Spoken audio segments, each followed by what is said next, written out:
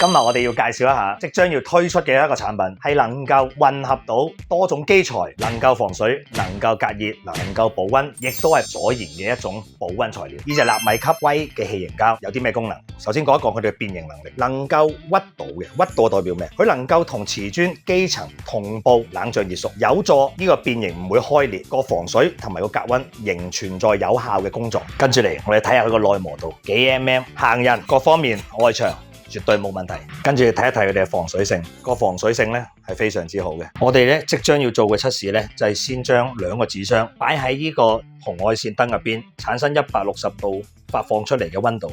我哋之後做個對比，冇塗我哋隻塗料嘅紙箱就顯示53度，我哋有塗料嘅紙箱現時嘅溫度係28度，足足相差咗有20度左右嘅溫差。呢個就係我哋嘅導熱指數產生嘅反應。依家呢個飲水機100度，我哋睇一睇佢個阻熱性啦，你睇出晒煙嘅100度，我哋用手摸下塗料幾 mm， 你能夠摸到咩？根據我哋嘅檢測報告 ，VOC 揮發物同埋呢個甲醛係符合嘅。